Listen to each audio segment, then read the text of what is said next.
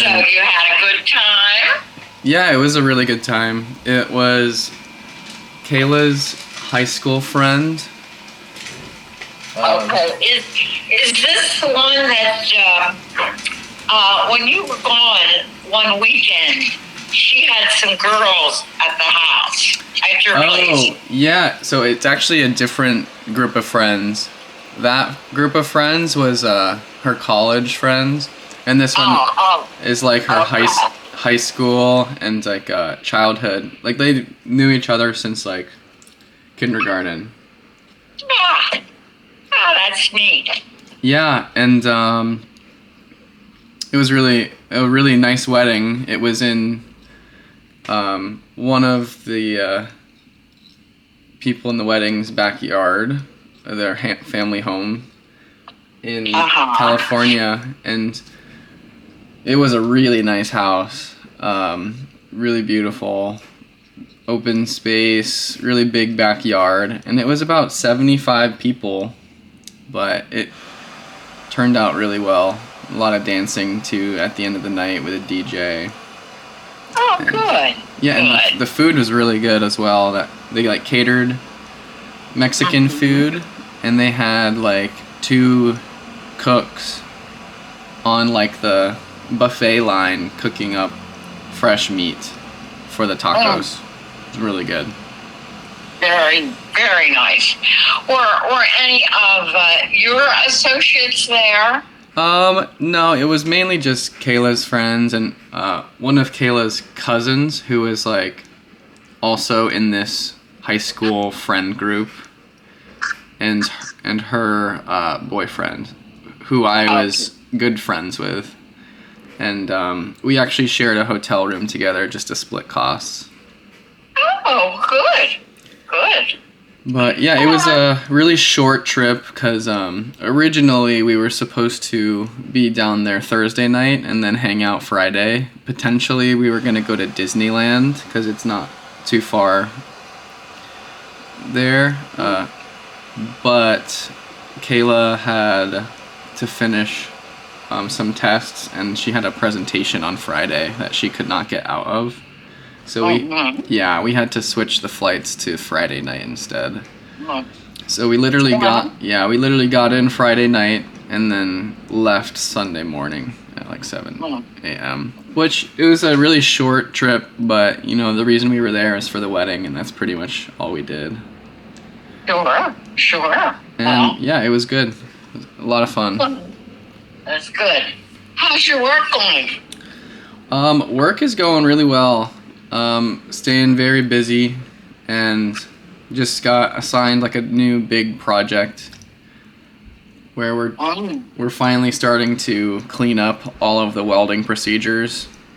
I've kind of been working this on the side, but now it's like my main priority, and I've had to start these meetings where like weekly meetings, just like status updates with everyone that's involved. And just leading those, which has been, it's been fun, but it's like a lot of work that is kind of. I bet. Just to get ready for the meetings. Right, and leading them and letting everyone know like what the. And you're in charge of these meetings. Yeah, right. I mean, I'm not like my boss is there, and it's pretty much just filling him in. Like, hey, this is what we've worked on this past week. This is what we need to do next week. All this stuff. Is that master welder back yet? He is, and we've been talking a lot, and he was showing me a lot of the stuff in the shop. And yeah, this next week I'm gonna be learning some more practicing more CWI inspection stuff. We plan to do that, which is good. Okay. Now, you didn't do this type of work up in Seattle, did you? It's interesting. Half of my job currently is what I did up in Seattle. So I have a good background on it. The problem is, the main difference is up in Seattle, I had a team of 15, welding engineers, whereas here, I'm the only one welding engineer. So, not everything is correct, all their welding procedures. So that's like the main reason I'm having to go back and look through all of these welding procedures and updating them, because if like an inspector came in and found some of these things that are wrong, we could get hurt pretty bad. You get fined badly. Yeah, probably, or just lose contracts. And yeah, it's kind of not scary, but it's a big responsibility for you. Yeah. Right. It really is. Exactly. And it makes me feel like I do know stuff, because I'm like, hey, this is wrong. I don't say it like that, but no, you gotta be diplomatic. Yeah. Right. Like, hey, I found this. I think it should be this one instead. And everyone's like, well, why don't we try it this way? Right. And they're like, oh, I agree with what you're saying, because I kind of like laid it out. Like, hey, this is what I think. This is what I think is wrong, and then this is how we can get to right, and all that stuff. Well, about how many of these people are in these meetings? It's just about 4 people right now. Just until we get it all updated, and then we'll probably have more people involved later. Okay. In like a couple months, yeah. Wow. Yeah. Very good. Well, all right. Now, how's the climbing? Yeah, so I actually haven't been climbing as much recently, and that is because my main focus has been on running. I am actually planning to run an ultra marathon this coming Saturday. An ultra marathon is, I don't really know what classifies it as ultra, but I think it's anything more than like 30 miles. Oh. And this is going to be like 31 and a half miles. And it's all throughout Portland. And I'm actually going to run it with Kayla's dad, who's been like my good running partner out here. I convinced him to do it. So yeah, about a month ago he signed up, and we're both really excited. Is this the first marathon he's running? Yeah, it is, which is pretty crazy that he's doing an ultra marathon for his first one. Is he in pretty good shape? He's in really good shape, and he's like 62, but he's keeping up with me and like keeps me, running every other day, keeps me honest. Even when I don't want to, he'll come over and say, let's go run. And yeah, he keeps up with me, which is crazy because I'm, less than half his age. But he's doing really well. And the problem with this ultra marathon is it's free, whereas the Columbus Marathon that Christo and I did, we had to pay like $100 or whatever it was for the registration fee. But that is pretty much, for all of those aid stations where they have snacks, they have water, all like the whole route is closed off from the cars and everything. Because this one's free, it is unsupported, so it's all up to the runners to know, where you're gonna fill up water, how much food to bring, all that stuff. And because it's 30 miles, it's gonna take us about 5 to 6 hours of constantly running. So Kayla's gonna help us out and be like a pit crew. And the plan right now is to have her stop like around every 10 miles, so it'll be like 2 hours for that. But she'll have water and Gatorade and food so that we can fill up our backpacks. And then we'll see her again at the next like the 20-mile marker, and then at the Now, end. will her mother be there too? I'm not sure. Maybe to help out and to give us encouragement, which would help a lot. But yeah, it'll be really fun. And I just found this randomly online. I was just searching ultramarathons in the Portland area, and I just stumbled upon this one, and especially because it was free, no registration fees or anything like that. It's just pretty much train and run. And Well, you don't think that you'll run into any problems like traffic jams if you'll have to stop? right, yeah. So the first like 20 miles is pretty good on trail, I would say, and like sidewalks. Not too much crosswalks, which is good, but then the last 10 miles, I think it's like through neighborhoods, so we will have to wait at stop signs and stoplights and stuff. But it's okay, because we'll be tired and we'll need that break. But yeah, Yeah, there'll be a lot of stopping and starting. right, Yeah. right, and it is a very small race. Like, I don't know how many people did the Columbus Marathon, but that was like, over 10,000 people. And I think this is the only second year that they've done this PDX Ultra Marathon, they're calling it. It's a 50K, which is 31 miles. And there were only 3 participants last year. Oh no! Right. So I checked this year, and there's about 6. So the field has doubled. But it's still, yeah, just very low key, low budget, and just gonna be a fun day. Oh, good. Yeah, I'm not gonna try to push any times. Just trying to finish and you're it. feeling well. Nothing's hurting on your body. When we've been training the past month on our longer runs, like past 13 miles, my knees start to hurt, and I think it's because of my running form gets a little lazy. Oh. So I got these knee compressions, and just like these little sleeves that go over my knee, and it helps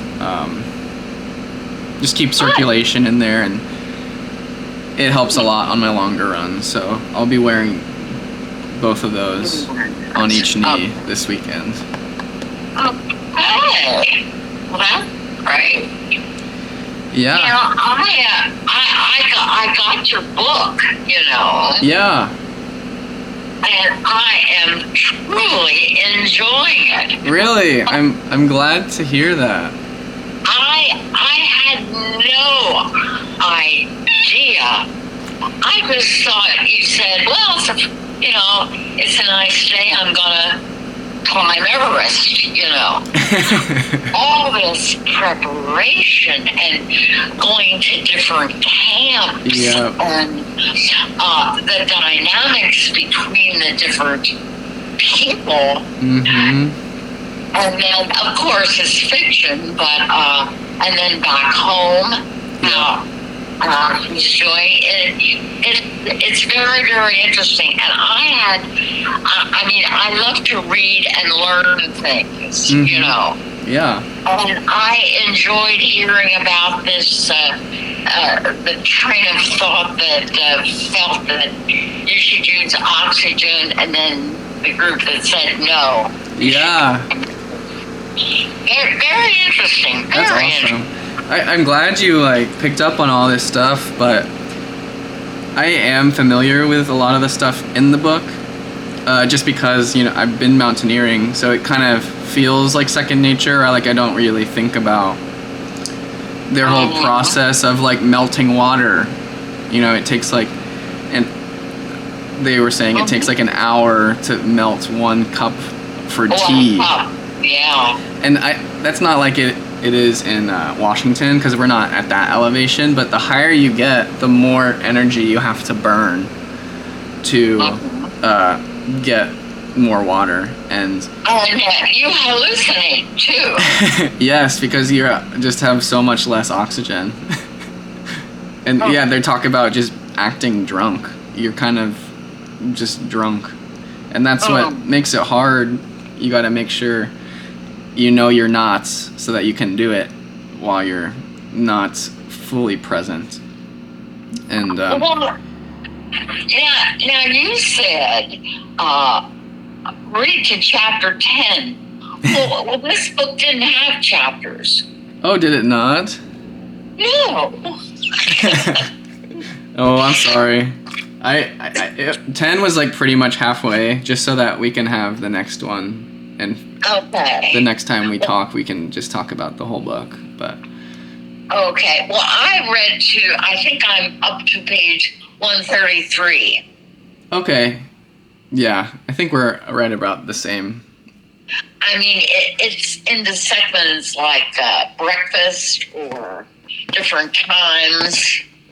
That's the way it's labeled. Oh, interesting. Because yeah, I didn't find the book here. I'm listening to the book online, Okay. and that's why I found the chapter. So I hope it's the right book. Tanis Rideout. I'm pretty sure I got you the same book. Well, I'm thoroughly enjoying it. I'm really glad to hear that, and I'm enjoying it as well, because even though I know the story is based off of a true people and true events, I'm learning a lot about just how different mountaineering was Mm. back then versus today, and just like the tools that they were using, all the rainproof, waterproof gear that we have that is like durable up to like negative 30 degrees, whereas they only had like leather boots and wool socks. It's just like I can't imagine.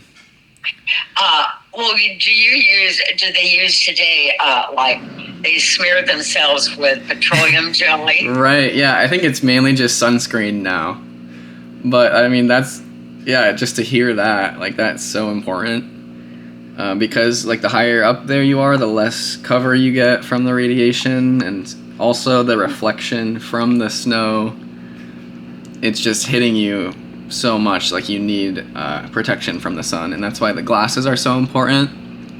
And yeah, hearing that they had crampons back then.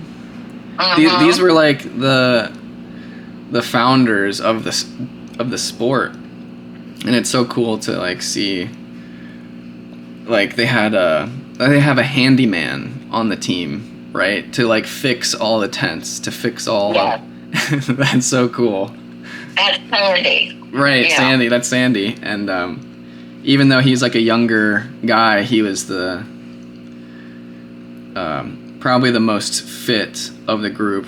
And there's still, like George Mallory is like 37 and he's crazy, but still like the best climber and leading everybody. And everybody has their own, duties and responsibilities to the climb. Like the one, I forget what his name was, but he was the one that is trying to find fossils, and he's just always looking at the ground. And and then there was Neil, who was the photographer. Right, and he's always like, "Hey, can you do that again?"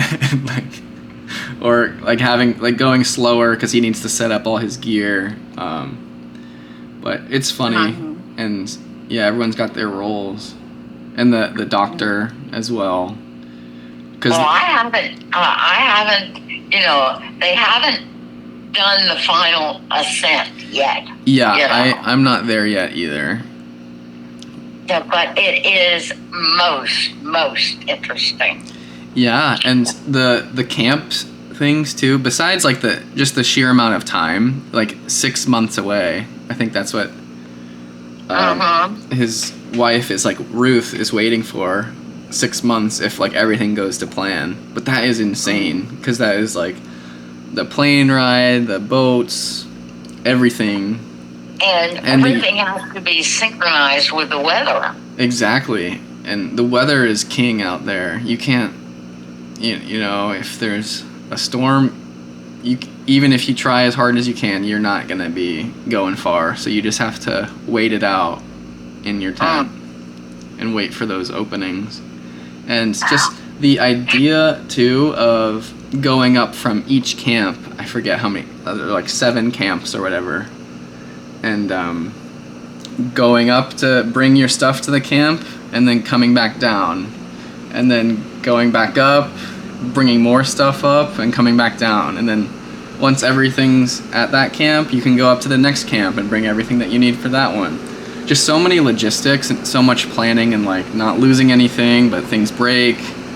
What needs to go up, what needs to stay, who's got everything, where is it all?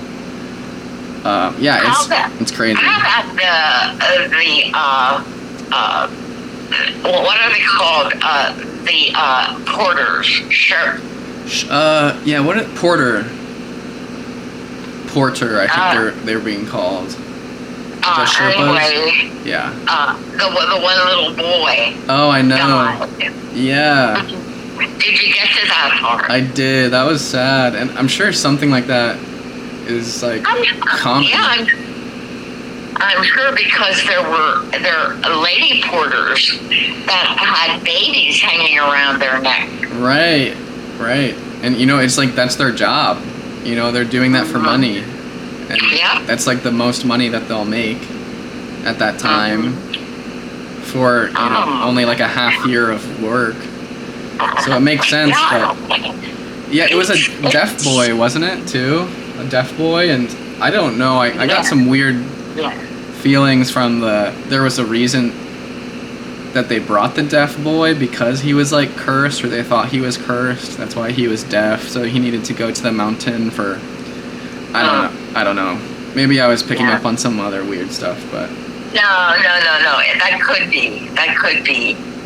Because usually anybody that is different in a tribe is either revered or cold, either good or bad. Right. They're just very superstitious. Well, as I said, I'm enjoying it, and I'll be anxious to get to the end. And do you know like what actually happens in the story, or not the story, but in history? No. Okay, that's good then. I won't spoil anything. I hope he makes it. And yeah, I'm really excited to talk about this with you, because there's a lot of controversy, and this was like a big story, and it's still like up for debate today. I'm not gonna spoil anything more, but yeah. Okay. I found this book. I just like typed in climbing books, and then this was like in the top 10, in just a fictional story. But I know you like a lot of the old English. It's written very. This girl seems very knowledgeable. The author. Mm-hmm. And it's her first book. Yeah, I didn't know that. Yeah. But yeah, all the mountaineering stuff is like very accurate, and I'm really appreciating it. Well, that is very good, and I'll be. I'm looking forward to seeing you. My mobility is really. It sucks. I mean, it's really low, so I will not be seeing the family down in Louisville or in North Carolina, Right. But I'm hoping I get a chance to see you. Oh, that is definitely. It's not going to be a chance. We're going to see you definitely on Saturday, but I'm looking forward to seeing you and Cal. I really am, and I want to show you all around the place, because these digs are really nice. Yeah, no, I'm excited to see Wesley Woods and your new digs. Yeah. Your mom and dad were here today, and they came for the buffet. We have a buffet on Sunday in the bistro. Oh. And they came and they had lunch, or it's really the main meal.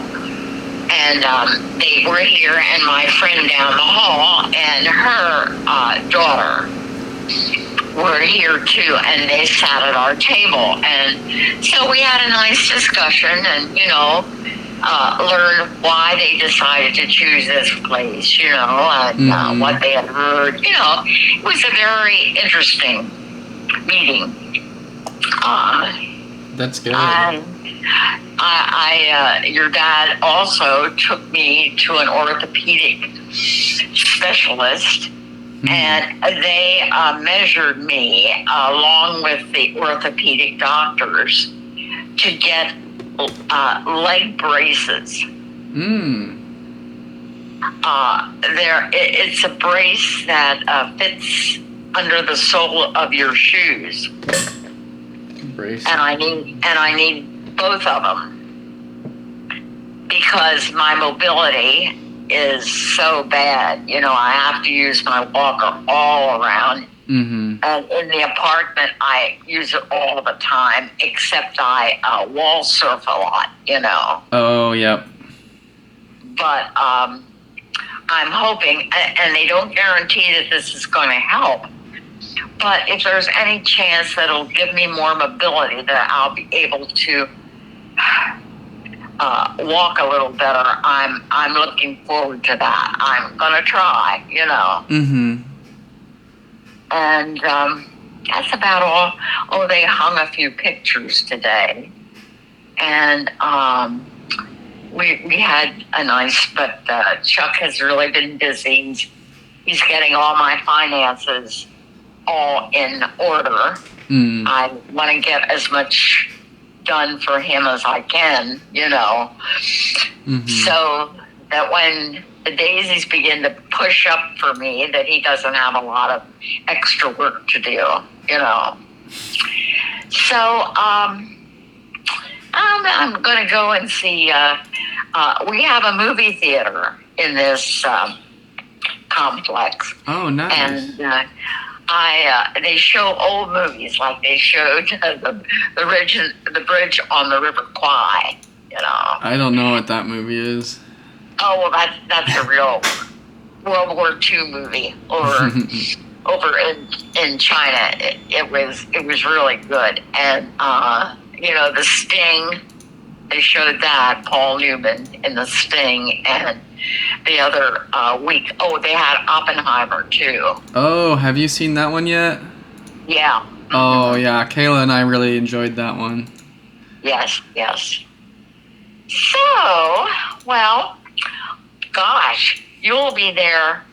Well, next week's the marathon, and then the next week you'll be coming in here. Yes, we are going to be there in 2 weeks. So I'm really excited to see you and see everybody. Well,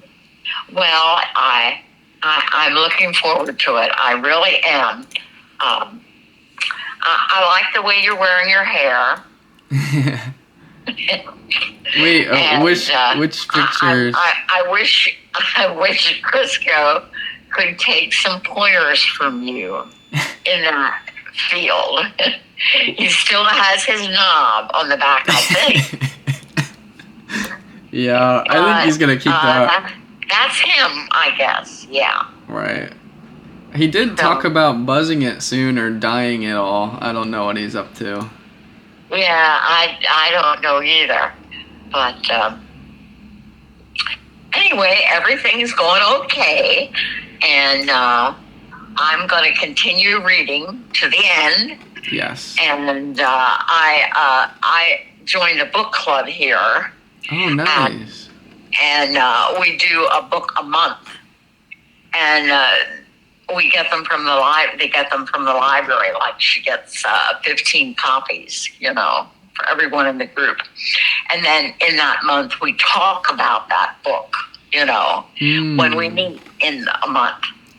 And very interesting. Our subject. Oh, we did one on Churchill, Clementine, Mm-hmm. And now we just finished one on the blue people in Appalachia. Have you ever heard of them? No, I haven't. They're people that are missing a certain gene. And because of this, the blood beneath their skin turns kind of dark. But through the skin, it looks blue. Interesting. And these people are ostracized terribly. Oh my. And it's really true. I had never heard of it. Yeah, me neither. That sounds really interesting. So we studied that, and that was another learning experience. I'm learning a lot, and That's great. And you're a pro at these book clubs because of all of our Oh. practice, right? well, I'm trying. I love to read. And I just hope my eyes don't go, because I certainly enjoy that. Plus, I'm watching the Stanley Cup. Oh yeah. Yeah, I'm into that because, the Blue Jackets aren't even in it, but No. I know some of the guys that are, Mm-hmm. and I really enjoy that. So, yeah, that's about it all here. Oh, I did want to ask you another thing. Yeah. How about that mountain climbing expedition that you were getting? Oh, yeah, that's a good question. So it's to climb Mount Hood, which is the big volcano in Oregon here. It's about only an hour and a half from Portland. I have made a whole group chat with all of my friends. It's about 6 people that are interested, and I started putting the whole trip together. So when you do something like this, there is a big Excel sheet, essentially, that says everyone's name, contact info, emergency contact info, all this information, and the way that we plan on going. So that, let's say, God forbid, something does happen, we leave this with Kayla or whoever is your emergency contact, and you also leave a copy at the ranger station. So if they don't hear from you, because on the sheet it says what time you're supposed to be back, and if they don't hear from you, within 2 hours of that time, they know something probably happened, and they can send you or send people to go help. That's is like, this a day trip? yeah. So this is only going to be 1 day trip, so it's not going to be any camping or anything.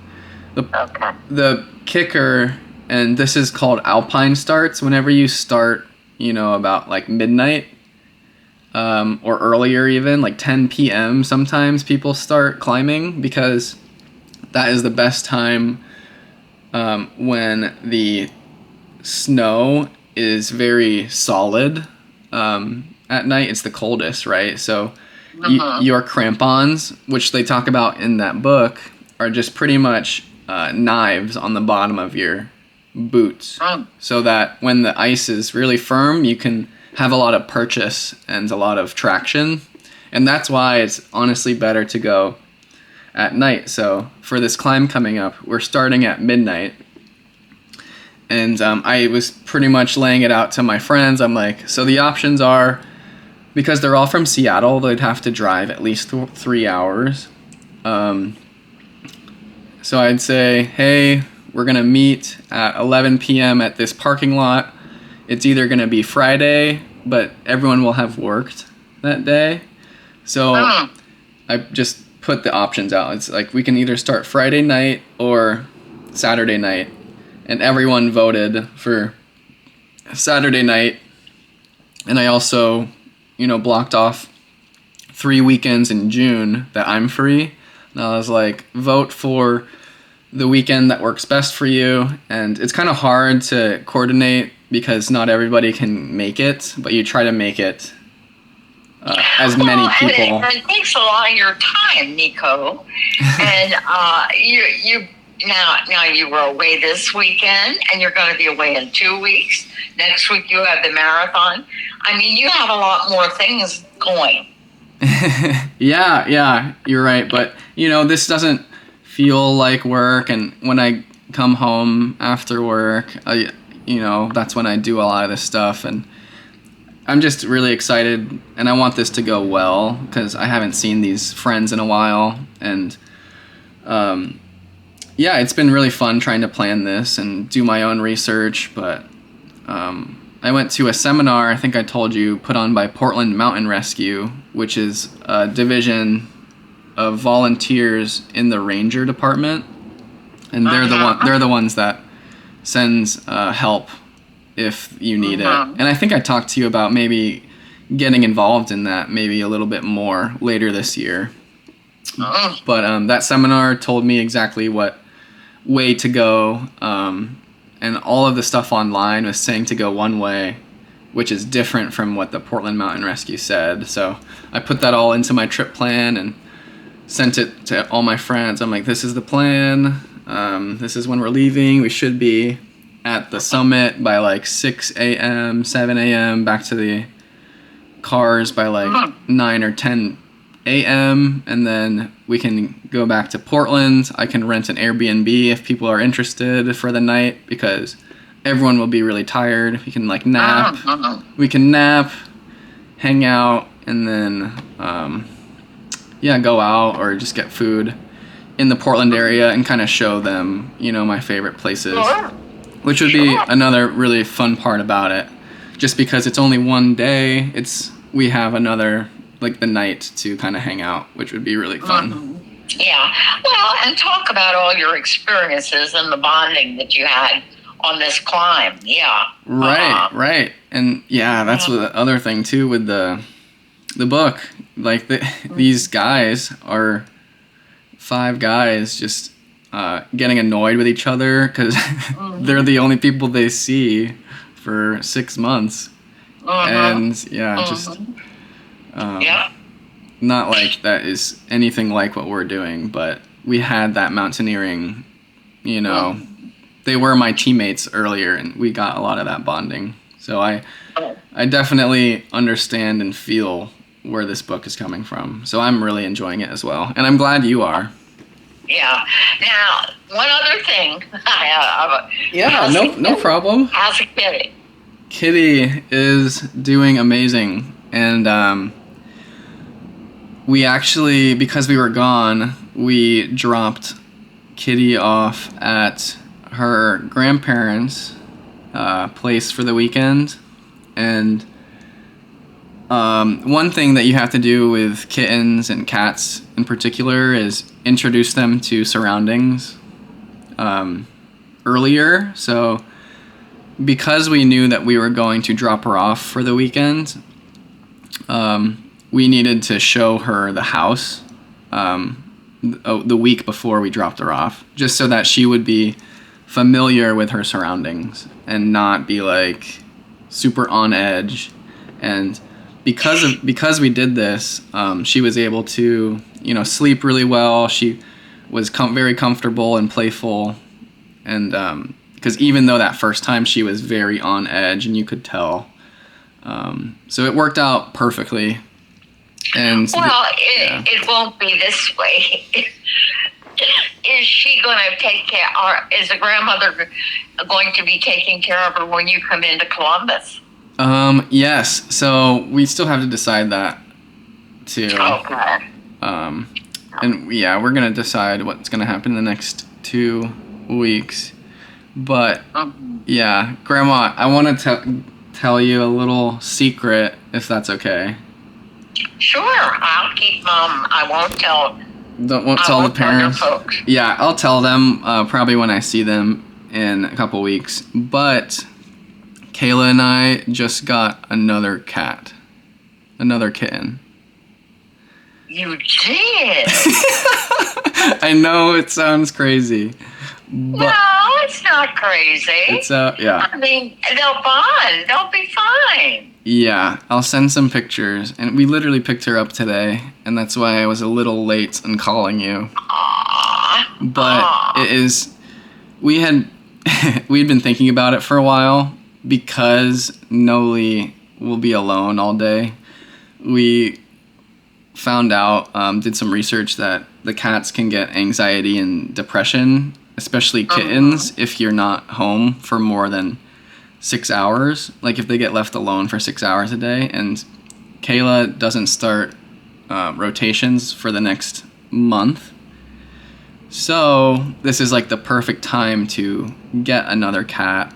And then once we both start our jobs full time, they'll have each other throughout the day to kind of just have a playmate, essentially. And Well, it'll make you both feel better too. yes, exactly. When you go to work. Exactly. You know. We won't feel like we have to get right back home to work. Like I still want to, go climbing, and Kayla needs to go to the gym and grocery shopping and stuff like that. It just takes a little bit of that, stress off of our minds. Sure.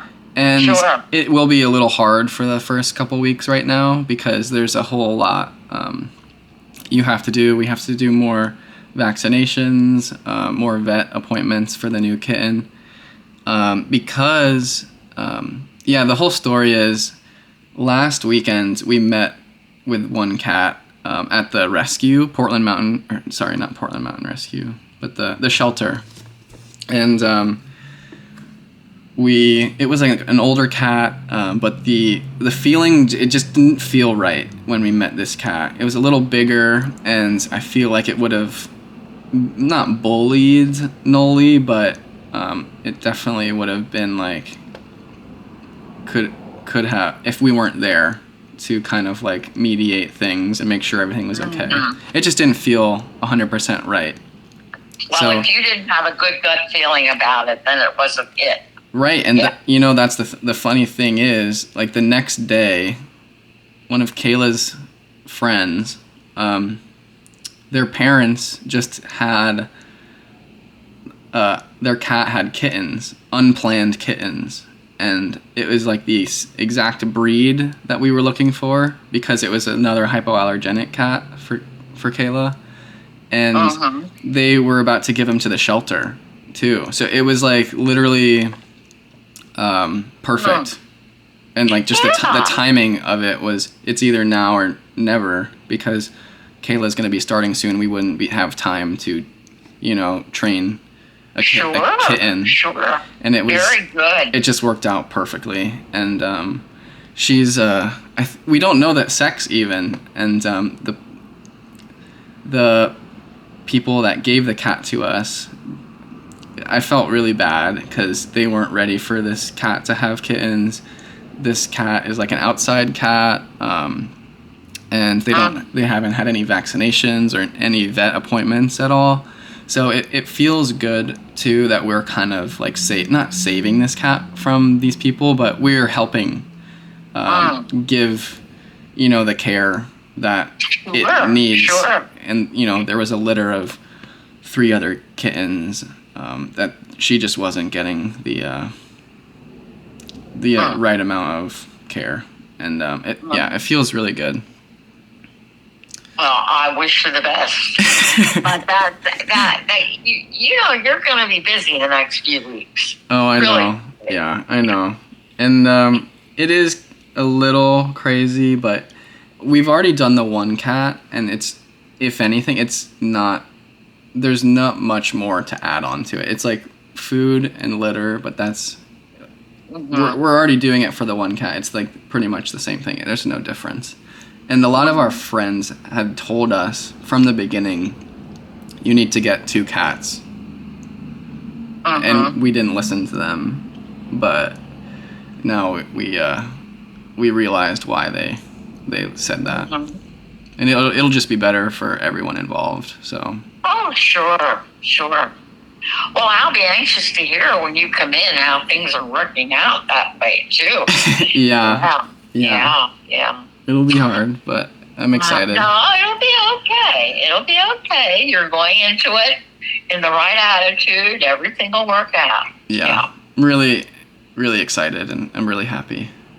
Well, I can see why when I ask where you're going to have Noli. Is that your cat's name? Noli is the current cat, and we don't have a name for the new one because we don't know the sex yet. Kayla's going to be going to the vet tomorrow, and we're going to get the full rundown of what we need to do, the vaccinations, and just to make sure that everything is okay.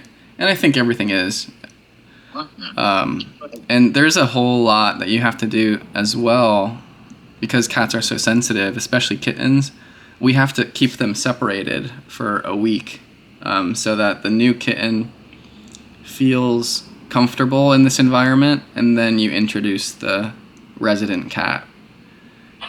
Because there's a lot of like, this is my territory, these are my parents, all this stuff. So you have to be very careful with it. And that means the new kitten is just going to be in the bedroom all week. And Noli will be like out in the living room area. So we've thought a lot about it already, and we're ready for it. Well, you're not going into it blind. A lot of people do. Yeah. Right. Yeah. We didn't take this decision lightly. You know. Good. Wow, we've had a nice talk today. Yeah, we always have nice talks, though, Grandma. Well, it's been lovely catching up with you. It really has. And as I said, I'm going to keep reading, and hopefully, I know I'll be finished by the time I see you in 2 weeks. Yes, I'm very excited to see you. Well, you and Kayla take care, and have a safe trip, and with your mountain climbing, just be careful. You know. Yeah, that's not going to be till June, but I'll tell you more about the marathon. I mean, you know, you don't want anybody to take a pop shot at you guys as you're running. You know. Yeah. So just be careful, okay? We will. Okay. All right. Well, I love you, and you take care now. All right. Love you too, Grandma. Okay. Bye-bye. Bye.